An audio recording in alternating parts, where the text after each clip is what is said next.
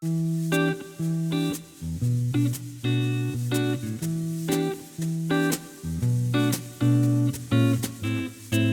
je m'appelle Hélène Guichard. Je suis comédienne depuis quelques années maintenant, depuis 25 ans. J'ai suivi les cours d'Hubert Japelle et du coup, j'ai intégré rapidement sa compagnie, ce qui fait que maintenant, je travaille beaucoup au Théâtre de l'Usine. J'ai créé ma compagnie La Voix de l'Ours avec Marie-Laure Gilberton. Et donc, nous avons repris ce spectacle que nous sommes en train de recréer de nouveau. Poquelin, un entretien exclusif. Donc, je m'appelle Philippe Kieffer, comédien, metteur en scène, co-directeur de compagnie avec une camarade, une compagnie qui est un peu située loin puisqu'elle est en Bourgogne, avec une petite expérience. Petite expérience de quoi? De théâtre, Oui, donc toute petite. un peu plus de 2 décennies. Alors, ce spectacle a eu, on va dire, pour genèse, une première forme en 2004, qui était en fait une commande, plus ou moins une commande du Théâtre de l'Usine, à l'occasion d'un spectacle monté Hubert Japelle, un spectacle de marionnettes qui s'appelait Le Malade Imaginaire, une adaptation qu'il avait faite pour les marionnettes. Et en prélude de ce spectacle-là, il y avait eu l'idée de faire une petite forme d'une demi-heure qui serait interprété ou présenté dans l'accueil. Et puis en 2013, on s'est retrouvés sur un même projet avec Philippe, un même projet de théâtre où on était comédiens tous les deux. Et puis, moi, ça me trottait depuis un moment et je me suis dit, ça pourrait être super sympa de reprendre cette petite forme et d'en faire un spectacle vraiment à part entière. Donc, j'ai resoumis ça à Philippe qui a été partant tout de suite. Donc, on s'est remis à travailler là tous les deux. Pour passer d'une demi-heure à 1h15.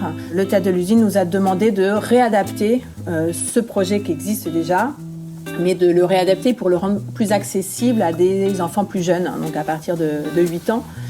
Donc on a retravaillé là à l'adaptation. On a tâché d'alléger un petit peu l'interview pour aller tout de suite jouer les œuvres, les scénettes phares, on va dire, de Molière. Donc on s'est aussi rajouté quelques scènes qu'on aimait bien, qu'on n'avait pas pu faire, qui sont très étudiées aussi à l'école, comme l'Avare par exemple.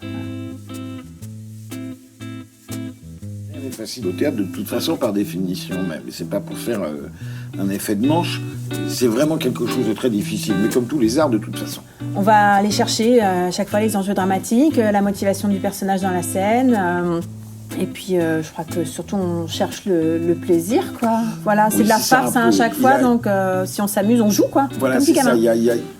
En fait, il y a un réel plaisir à s'amuser, mais vraiment dans le sens... Alors, dans ce petit spectacle, la journaliste, elle a vraiment ce truc-là. Moi, en tout cas, depuis le nombre de représentations qu'on a fait, quand même un petit peu important, je lis « Et si on jouait à ça ? Et si on jouait à ça ?» comme dans les yeux pétillants d'un enfant. Et évidemment, Molière, on n'a pas besoin de le pousser beaucoup pour qu'il adhère à ce genre de choses. Donc, il y a sans arrêt dans nos deux personnages quelque chose de terriblement ludique qui est sous-jacent. Voilà, dans ces deux personnages. On serait presque prêt à affronter tout. Enfin, si on nous demandait de jouer un lapin, peut-être bien qu'on serait capable de le faire.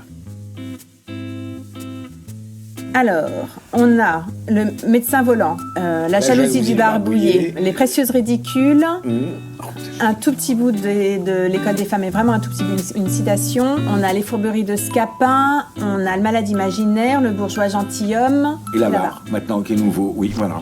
Du coup, il y a beaucoup plus de scènes jouées que de parties d'entretien, ou la partie interview. On a enlevé de la partie pour rajouter de la matière, mais de la matière ludique, de la matière de jeu. Merci beaucoup à vous. Merci beaucoup.